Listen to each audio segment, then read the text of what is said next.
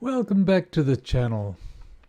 In the previous episode, I talked about events that are currently unfolding on the world stage, with the alarming possibility that humanity might be on the brink of World War III.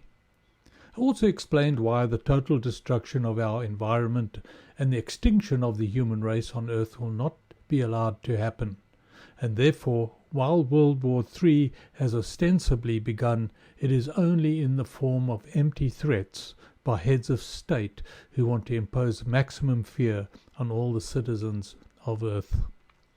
In today's talk, I'll examine the elements of fear and how fear works on the average human psyche. I intend to expose the charade that the negatively polarized entities are using to captivate our minds, and how we as human souls can overcome its effects. I recall the words of the 36th President of the United States, Franklin D. Roosevelt, while the U.S. economy was in the depths of the Great Depression in 1933, with 13 million people unemployed and the almost total closure of the banks. He had this to say: "The only thing we have to fear is fear itself." In a way, his words have a ring of truth for our current time as we face the huge change in our life circumstances. And for the uninformed, the fear of a nuclear confrontation between superpowers. That is, if we must fear, then we should fear a fearful mindset.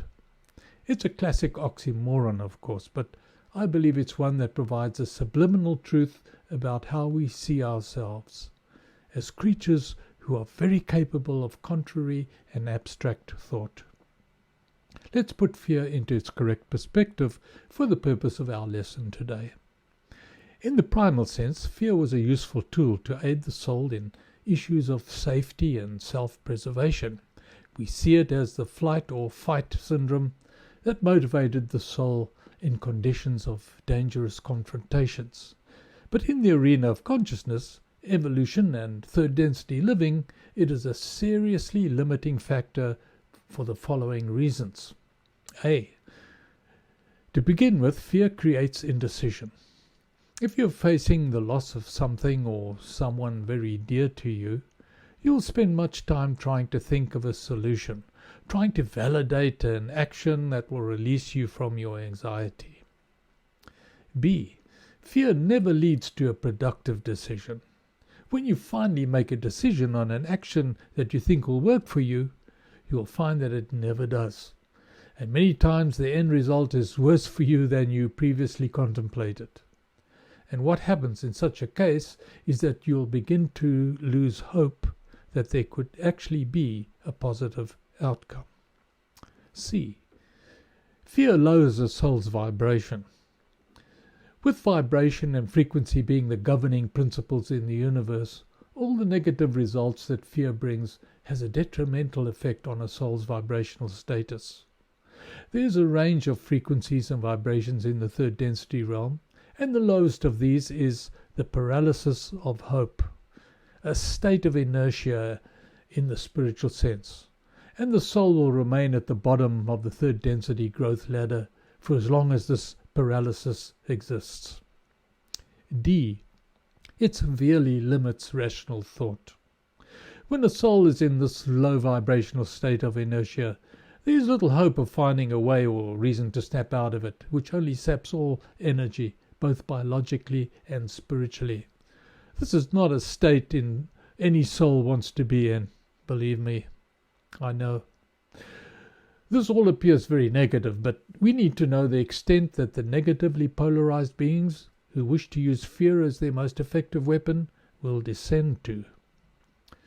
I'll bring the conversation to a more positive outcome when we discuss the way this can all be avoided. E.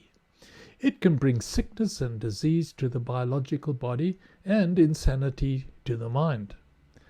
Psychosomatic illness is a well-known fact in the psychology fraternity. It is also known in the quantum healing hypnosis circles that the body sends a message that can reflect an illness, and this is for the purpose of learning a lesson that the subconscious has been trying to teach. But if the recipient of these body messages does not understand this, then they could latch on to the sickness, and it will drive them into the grave. It might be in such cases that the negative entity will try to afflict the soul with the fear that the sickness is indeed a real threat, and not a message to change of behavior. But fortunately, the higher self knows how the soul will react and will avoid the use of body messages in such a case. The point here is that a soul who is in deep fear about an issue can easily think themselves into that issue, and it will become their reality.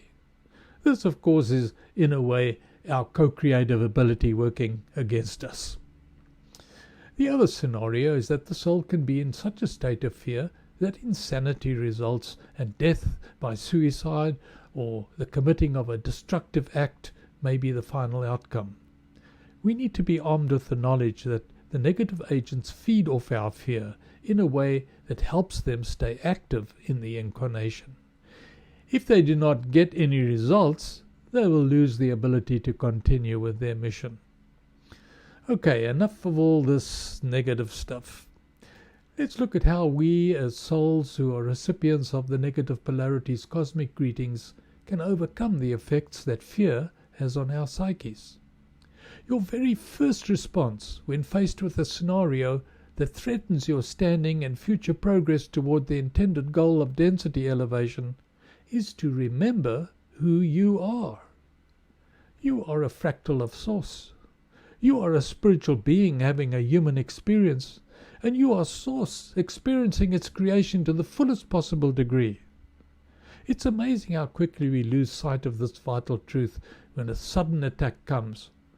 It's difficult when faced with the real-life circumstances that threaten your well-being, but nevertheless, the knowledge of who we are will overcome potential losses.